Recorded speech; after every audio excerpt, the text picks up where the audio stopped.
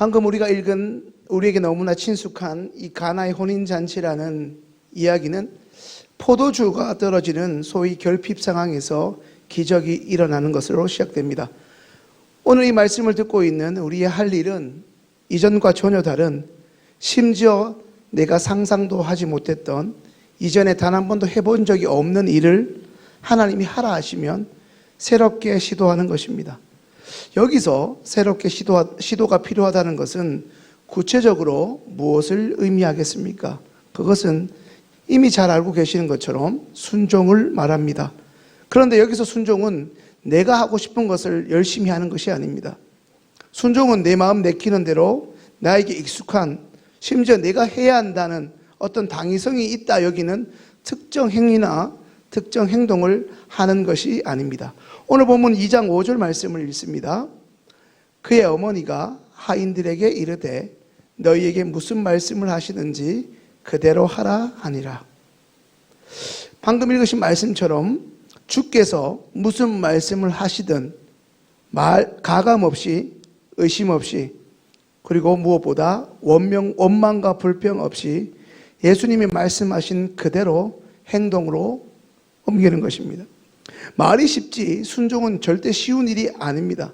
왜냐하면 우리에게는 지금까지 살아온 우리들만의 삶의 방식이 있고, 지금 여기까지 버텨온 우리만의 고집이 있고, 습관과 혹은 혈기, 나만의 버릇 같은 것들이 이미 우리의 몸에 완전히 배어 있기 때문입니다.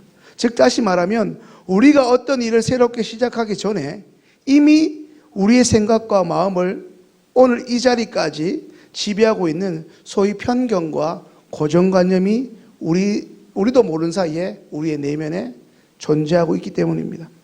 이것이 심한 사람은 이것 때문에 발목이 잡혀 변화하고 싶지만 변화되지도 못하고, 심지어 단 한 발짝도 앞으로 나가지 못하고 주저합니다. 그도 답답할 것입니다. 일반적으로 사람은 자기 머리로 납득이 되고 설득이 되어야만 움직이는 존재입니다. 내가 이 일을 왜 해야 하는지, 이게 내 상식과 내 생각으로 도무지 말도 안 되고 그리하여 불가능하다 판단되어지면 사람은 좀처럼 움직이려고 하지 않습니다. 바로 이때 말도 안 되는 것 같지만 이런 인간에게 요구하시는 것이 바로 순종입니다. 우리 주님이 요구하시는 너무 익숙해 내 몸의 일부와 같은 이 고정관념을 뛰어넘는 것을 의미합니다. 순종은 도저히 상황적으로 맞지 않고 불가능해 보이는 요구라 할지라도 주님 앞에서 내 생각을 모두 다 내려놓고 주님을 온전히 믿고 따르는 것을 말합니다. 그래서 순종이란 내 임의대로 쉽게 할 수 있는 일도 어떤 의미에서 나 혼자 열심으로 가능한 행위도 아닌 것입니다. 이처럼 크든지 작든지 주님이 요구하시는 그것을 우리가 순종함으로 주님의 기적이 우리의 일상에서 종종 나타나지만, 사실 그 순종이라는 것도 반드시 하나의 단계를 거칠 때 비로소 가능합니다. 그것이 무엇이겠습니까? 우리가 이미 찬양으로 고백했던 것처럼 바로 믿음입니다. 말씀 한 군데를 읽습니다. 로마서 1장 5절, 우리 PPT로 보시죠. 함께 읽도록 하겠습니다. 그로 말미암아 우리가 은혜와 사도의 직분을 받아 그의 이름을 위하여 모든 이방인 중에서 믿어 순종하게 하나니. 중요한 것은 빨간색, 믿어 순종하게 하나니. 성경의 66권이 무슨 목적으로 쓰였겠습니까? 요한복음 20장 31절에 기록된 것처럼 이 말씀을 믿도록 하는 데 있습니다. 바로 믿음이시죠. 우리가 주님이 원하시는, 우리에게 익숙한 거 말고 우리가 주님이 원하시는 이 순종을 하기 위해서는 그 순종을 우리에게 요구하시는 주님을 믿어야만 합니다. 그것을 다른 말로 믿음이라 하고 신뢰라고 할 수도 있습니다. 이거 해봐야 아무짝에도 쓸모없다 라는 생각이 온통 나를 지배할 때와 이 방법밖에 없다는 마음이 들 때 하게 되는 것이나 그것으로 인해 나타나는 행동과 그에 따른 결과는 전혀 다릅니다. 이거 해서 뭐하나 하는 생각과 이것밖에 없다, 이 간절함에서 하는 행동은 전혀 다른 결과를 초래한다는 것입니다. 사랑하는 시흥의 성도님들, 가장 중요한 것은 믿음입니다. 믿음이 있어야 잘 아시는 히브리서 11장 1절 말씀처럼 하나님을 기쁘시게 할 수도 있고 그분으로 인해 상 받을 수도 있습니다. 믿음이 있으면 무엇이든 할 수 있습니다. 믿음이 있어야 우리의 손과 발이 비로소 움직일 수 있기 때문입니다. 우리는 신앙생활을 하면서 언제부터인가 이 믿음을 굉장히 하찮게 여기거나 무시하는 경향이 있습니다. 물론 이 믿음이 아무것도 안 하고 요행을 바라는 요식행위는 아닐 것입니다. 이 믿음이라는 것은 게으름도 아닙니다. 이 믿음은 무능한 사람의 전유물도 아닙니다. 믿음은 누가 봐도 거짓인 것을 사실이라고 고함치고 우겨대는 무식하고 천박한 사람들의 행위도 아닙니다. 지금 주님께서 우리에게 다시금 회복하기 원하시고 붙잡기를 원하시는 것은 바로 이 믿음이라는 것입니다. 주님이 원하시는 이 믿음이 없으면 절대 기도할 수 없습니다. 설령 지금처럼 기도에는 나올 수 있고 기도하는 신용은 할 수 있을지 몰라도 하나님이 원하시는 진짜 기도는 할 수 없습니다. 입술이 움직이지 않습니다. 또한 이 믿음이 없으면 결코 주님이 원하시는 일을 할 수 없습니다. 좀 전에 제가 믿음은 하나님을 향한 신뢰라고 말씀드렸습니다. 우리의 머릿속에서 심지어 이 말씀을 듣고 있는 이 순간조차 머릿속에서 원망과 의심과 불평 이런 것들로 가득한데 하나님을 신뢰하는 이 믿음이 없으면 좀처럼 일이 손에 잡히지 않습니다. 또한 이 믿음이 없으면 우리의 심령, 우리의 마음이 결코 평안할 수 없습니다. 그만큼 이 믿음은 우리에게 절대적으로 중요합니다. 왜냐하면 이 믿음을 통하여 우리 주님은 우리에게 기적을 행하시기 때문입니다. 오늘 우리가 살펴볼 이 사건은 요한복음의 첫 번째 표적입니다. 여기서 표적이라는 것은 잘 아시는 것처럼 겉으로 드러나 보이는 어떠한 흔적을 말합니다. 이 흔적은 인간의 고생으로 이루어낸 결과물이 될 수 없습니다. 이것은 상상할 수 없는, 있을 수도 없는 일을 있게 하신 전적인 주님의 일이며 주님의 은총입니다. 그렇다면 왜 주님은 이와 같은 눈에 보이는 표적, 다시 말해 기적을 우리에게 허락하시는가입니다. 그런데 여러분, 그 또한 이 믿음 때문이라는 것입니다. 오늘날과 같이 하나님을 불신하고 하나님 없이도 너무나 잘 살고 있는 이 세상에서 아무것도 못 믿는 어리석고 불쌍한 우리에게 예수님이 어떠한 분이신지 알게 하시고 믿도록 하시기 위해 이 말씀을 허락하셨습니다. 사랑하는 성도님들, 여러분들의 땀과 눈물이 비어있는 여러분의 삶의 현장에서 예수님이 원하시는 그 믿음을 가지고 깨트려야만 하는 우리의 편견과 고정관념은 무엇입니까? 여러분들의 손과 발을 움직여 순종해야 할 일과 그러한 삶의 영역은 어떤 것입니까? 여러분, 예수님을 믿는 일평생 예수님을 믿고 하나님을 예배하는 성도로서 이전과 다르게 변화되고 나아지고 새롭게 되고 싶지 않습니까? 내 믿음이 하나님이 순간순간 역사하시는 그 믿음으로 소위 점프하고 싶지는 않으십니까? 언제까지 내 주변 사람들의 기도 응답 이야기만, 내 주변 사람들의 그 간증만 들으며 본인의 신앙은 없다, 혹은 나에게 하나님은 도무지 역사하지 않는다고 하나님을 없는 것처럼 여기시며 자책하고 정죄만 하시겠습니까? 오늘 이 금요 기도의 자리에 나온 저와 여러분들이 지금도 하나님의 살아계심을 입이 마르도록 증거하는 간증의 주인공이 이제라도 되어야 하지 않겠습니까? 언제까지 기독교 방송에서 남이 만난 하나님, 남의 간증만 듣고 보시려고 하십니까? 그럼 오늘부터 말씀을 듣고 있는 바로 지금부터 새로운 시도를 해보시지 않겠습니까? 바로 여기에서 변화가 시작되고 바로 여기에서 하나님의 일이 시작될 것입니다. 인간의 일은 인간의 열심에서 시작되지만 하나님의 일은 말씀으로 천지를 만드신 그 하나님이신 우리 예수님을 철저히 신뢰하면서 나오는 행함, 오늘 본문의 순종으로 시작됩니다. 이제 다시 본문으로 들어가 보면 예수님이 물로 포도주를 만든 이 기적을 체험한 동네 갈릴리 가나의 상황에서 소위 포도주가 떨어진 사건은 굉장히 큰 사건이었습니다.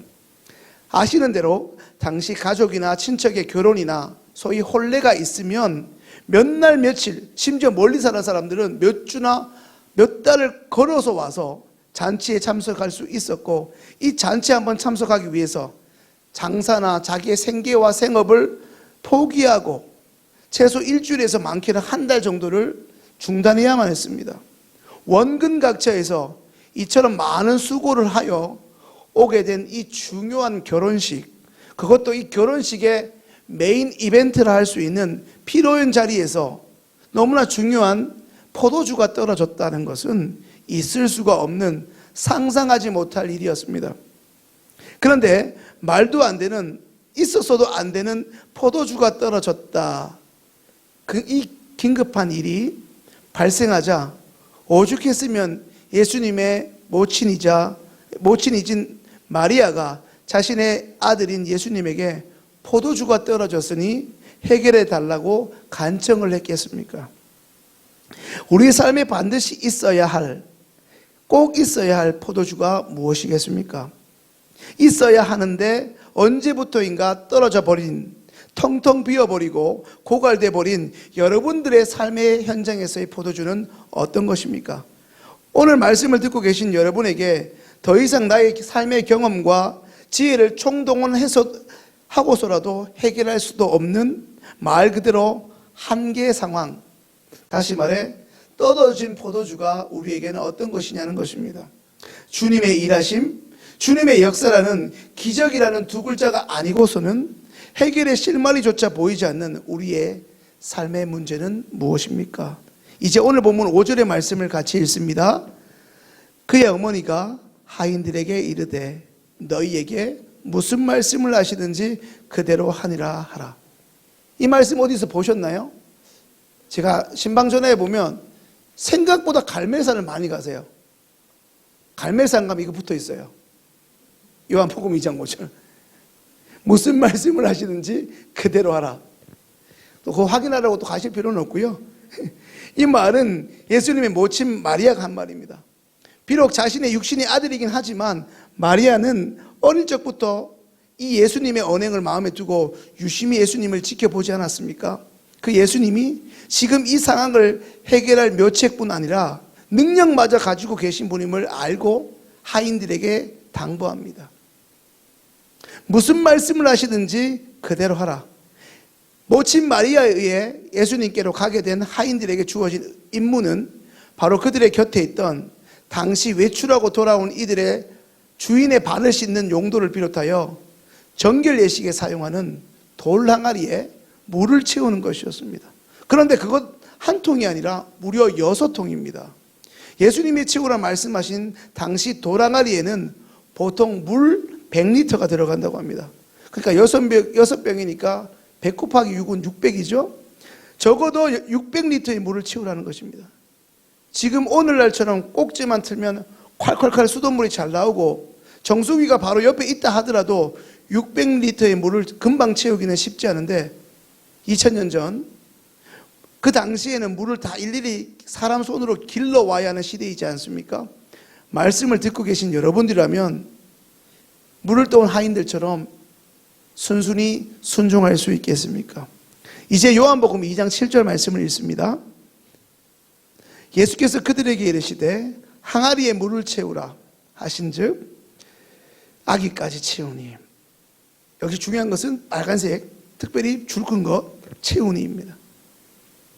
자신의 경험이나 생각으로 항아리가 크니 많니 물이 많이 들어가야 되니 이렇게 원망 불평하지 않고 그 하인들은 무슨 말씀을 하시든지 순종해야 되겠다는 마음뿐이었습니다. 그래서 순종하게 되죠. 그것도 어디까지요? 물을 채우는 신용을 한 게 아니라 아기까지 채우는 것입니다. 그러자 우리가 잘 아는 뭐가 만들어졌죠?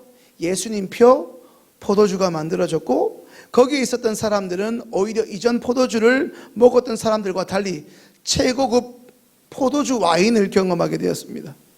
다 잘 아는 내용이죠. 중요한 것은 우리의 삶에도 이와 같이 포도주가 떨어진 너무나 위태로운 상황, 너무나 궁핍함, 위기 상황으로 인해 어느 순간부터 고통스럽고 절박한 상황이 이어지고 있다는 것이죠. 그런 상황 속에서 우리가 생각하고 있는 답과 전혀 다른 해결책을 제시하고 있는 예수님, 거기에 순종을 원하시는 예수님의 명령에 오늘 우리가 본문의 아이들처럼 기꺼이 순종할 수 있는가? 알고 있다고 하는 것, 그 지식과 실천은 전혀 다른 것이 아니겠습니까? 다들 남의 입장에서 이야기하는 것은 너무나 잘합니다. 그건 쉽습니다. 남의 일에 뒷짐지고 혼수 두고 나라면 저렇게 이렇게, 나라면 저렇게 하겠고 이렇게 안 하겠다, 뒷말하고 소위 스포츠 중계하듯이 거리를 두면서 말하는 것은 쉽지만 정작 자신이 그 일의 당사자가 되어보면 막상 어떤 일이든 결코 쉽지가 않습니다. 우리 삶의 포도주가 떨어진 그 결핍의 상황은, 그 결핍 상황 속에서 답은 단 한 가지뿐입니다. 인생의 모든 생사화복을 결정하고 계신 우리 주님께서 하라 하시는 대로, 하라 명하시는 말씀 그대로, 그분의 방법대로 순종하는 길 외에는 답은 없습니다. 그때만 기적이 일어납니다. 여러분, 순종에 복 받는 거 잘 아실 것입니다. 그런데 여러분, 순종할 마음이 없다면 그때는 어떻게 하죠? 순종할 믿음이 없는데 그때는 또 어떻게 합니까? 그래서 오늘 우리는 기도해야 하는 것이죠. 주님의 말씀에, 주님의 방법대로 온전히 순종할 수 있는, 이왕이면 온전히, 이왕이면 즉각적으로 순종할 수 있는 믿음을 달라고 말입니다. 제가 청년사역을 할 때 청년들에게 누차 말하는 것은, 믿음이 왜 그렇게 중요하냐면 믿음이 없으면 우영우가 먹는 김밥도 못 먹어요. 거기 독 탔으면 어떻게 먹겠어요?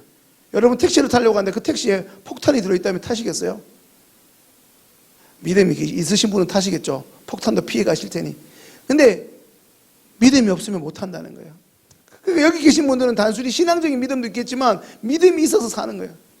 의심이 많은 사람들은 믿음이 없는 거잖아요. 타인을 불신하니까 아무것도 못 믿고, 그 사람이 독 탔을까봐, 나쁜 짓을 했을까봐 아무것도 먹지 못하는 거예요. 일상에서도 그 믿음이 그렇게 중요합니다. 그렇다면 믿음은, 하나님이 원하시는 믿음은 얼마나 중요하시겠습니까? 오늘 여기에 모인 한 사람 한 사람, 여러분의 가정과 여러분이 속한 이 시흥교회가, 여러분의 구역이, 부서와 기관이 하나님의 일이, 특별히 하나님의 기적이 시작되는 곳이 되게 해달라고, 오늘 바로 내가 주님이 원하는 순종을 시작함으로 그 기적이 어쩌다 한번, 30년 전에 한번, 1년 전에 한번, 그리고 끝, 이것이 아니라, 기적이 그냥 국어사전에서만 찾아볼 수 있는 단어가 아니라, 좀 전에 말씀드린 것처럼 이 기적이 기독교 방송에서 다른 사람의 간증을 통해 듣게 되는 남의 이야기가 아니라, 이제는 하나님과 나의 이야기, 나의 경험이 되게 해달라고, 그런 순종이 다시금 나를 통해 행해질 수 있도록 순종할 수 있는 믿음을 달라고 기도하셔야 합니다. 아멘이십니까? 아무도 아멘 아니시죠? 심지어 아멘 하시면 복 받으실 줄로 믿습니다. 예수님이 우리에게 내려주시는 우리 인생의 처방전과 소위 솔루션이 지금 우리가 어떤 상황에 처해져 있든지 나에게 전혀 와닿지 않더라도 아무짝에도 쓸모없어 보이더라는 말입니다. 가끔 그런 얘기를 듣습니다. 믿음 이거 아무짝에도 쓸모없는 것. 정말 그렇습니까? 여러분, 그 믿음조차 없으면 여기까지 올 수 없었다는 것입니다. 이제 오늘 본문 2장 9절을 읽도록 하겠습니다. 연회장은 물로 된 포도주를 맛보고도 어디서 났는지 알지 못하되 물도 얻는 하인들은 알더라. 저희는 오늘 점심을 맛있게 먹었습니다. 우리 교육자들은 저녁도 맛있게 먹었어요. 두 끼를 같이 먹었어요. 뭘 먹었을까요? 맛은 어땠을까요? 맛을 본 우리만 알겠죠. 여러분들은 상상도 못할 거예요. 네. 햄버거를 먹긴 했는데 무슨 햄버거인지 모르시죠? 그게 어떤 맛인지 모르시겠죠? 그 맛을 누가 알까요? 그 자리에서 함께 경험한 사람만 합니다. 오늘 말씀의 표현으로 하자면 먹어본 사람만 알더라입니다. 여러분, 순종이 무엇일까요? 순종이 천편일률적으로 다 같은 예와 상황일까요? 결코 그렇지가 않습니다. 지금 우리가 함께 이 자리에서 예배를 드리지만 믿음의 수준과 단계는 다를 수 있습니다. 예수님이 우리의 삶의 현장에서 순간순간 요구하시는 순종의 모습은 지금 이 자리에 앉아있는 우리라고 하더라도 다 다를 때가 있습니다. 그런데 우리는 이 순종이라는 것을 단순히 내년에 여전도 회장 해야 되나, 교사를 해야 되나, 찬양대를 해야 되나, 그걸 한다 안 한다 여기에만 생각하는데, 단순히 교회 봉사를 내년에도 할 건지 이제 그만둘 건지 이것만 순종이라고 단편적으로 생각하는 경향이 있는데 그렇지가 않습니다. 물론 교회 봉사도 순종의 하나 예는 맞습니다. 그러나 그게 다는 아닙니다.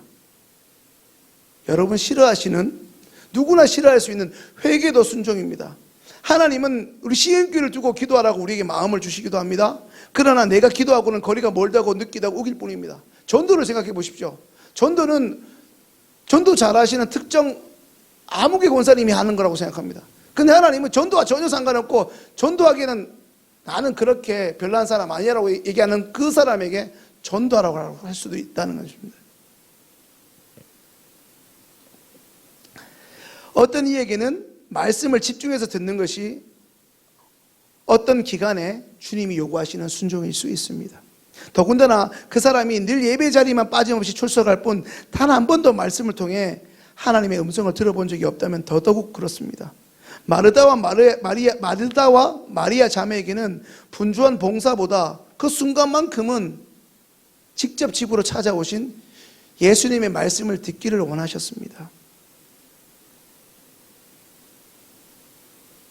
오해는 마십시오. 봉사가 필요 없다는 것이 아니라 때로는 그 봉사보다 예배가 먼저인 상황이 있다는 것입니다.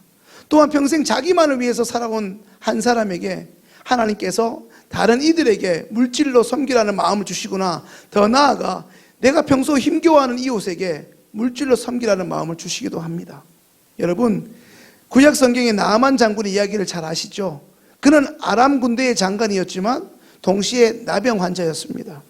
그는 자신의 집에 있는 여종을 통해 자신의 병을 고칠 수 있는 사람이 엘리사라는 것을 알게 되었고, 지체 없이 엘리사를 만나러 갑니다. 하지만 하나님의 사람 엘리사의 처방은 나만 장군의 심기를 불편하게 했습니다. 그러자 지혜로운 여종이 거듭니다. 환자는 의사의 처방을 따라야지 지금 그깟 자존심이 무엇이 중요하냐고 말입니다. 결국 나아만은 여종의 조언이자 엘리사의 처방으로 자신의 조국의 강이 아닌 이스라엘의 땅 요단강에서 7번 세수를 하고 치유를 경험하지 않습니까? 이처럼 우리 삶의 자리에서 주님이 요구하시는 순종은 굉장히 다양합니다. 그때그때 우리의 믿음의 수준이 다르기에 우리 주님의 처방이 다른 까닭입니다. 이제 말씀을 정리합니다.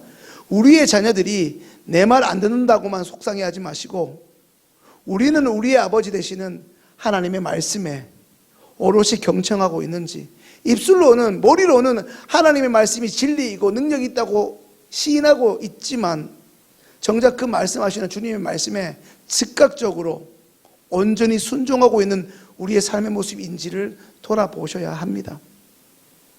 오늘 이 말씀 앞에 우리의 일상생활 가운데 주님이 주시는 음성을 통해 우리가 순종하고 있는지를 돌아보게 되는 계기가 되면 좋겠습니다.